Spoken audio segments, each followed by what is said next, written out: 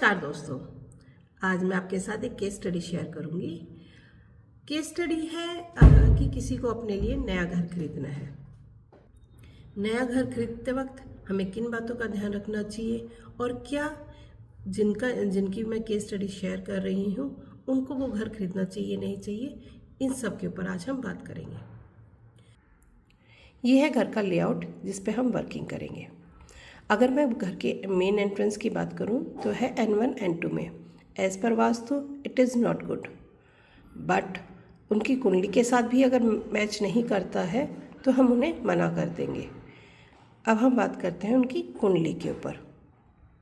घर की main entrance north west और नॉर्थ ऑफ नॉर्थ वेस्ट की थी। नॉर्थ वेस्ट सेकेंड राशि को डिनोट करता है और north of north west third राशि को डिनोट करता है। सेकेंड और थर्ड राशि के चार्ट में 9th हाउस और 10th हाउस में बैठी है। इसका मतलब है कि उनको जो नॉर्थ ऑफ नॉर्थ वेस्ट की एंट्रेंस है वो काम के हिसाब से बहुत ज़्यादा सूटेबल है। इस केस में हम कह सकते हैं कि क्लाइंट ये घर ले सकता है। अब हम फिर से चलते हैं उनके लेआउट पे।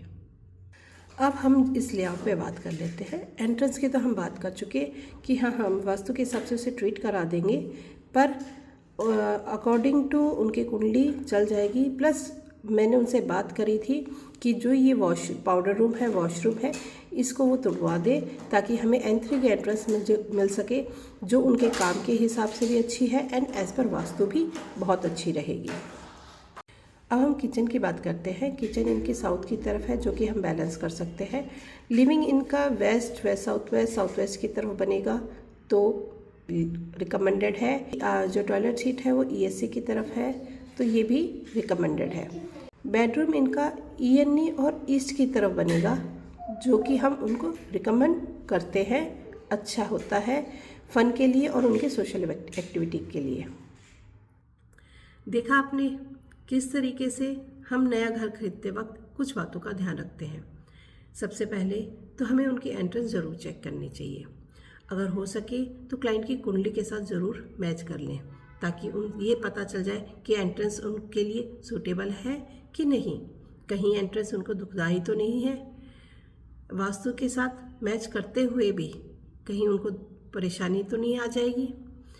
इसके बाद ये ज़रूर चेक कर लें कि बाकी चीज़ें एज़ पर कुंडली के साथ हो सके तो बेटर है, या वास्तु के साथ हम उनको करेक्ट कर सकते हैं या नहीं कर सकते। इस केस में हम क्लाइंट को रिकमेंड कर सकते हैं कि वो ये घर खरीद सकते हैं, क्योंकि उनकी एंट्रेंस भी ट्रीटेबल है और N3 की एंट्रेंस हम ओपन करवा सकते हैं। बाकी चीज़ें एज़ पर वास्तु को हम बैलेंसिंग करवा के यूज़ कर सकते हैं। तो चलिए अब मैं आपको ले चलती हूँ साइट पे। बाकी चीज़ें बारीकियाँ हम साइट पर ही चेक करेंगे। ये घर की मेन एंट्रेंस है। सबसे बड़ा ऑब्स्टेकल है ये लंबे लंबे पेड़। ऐसे ग्रीन है बट बहुत ज़्यादा लंबे हैं, जो घर के सामने ठीक नहीं होते।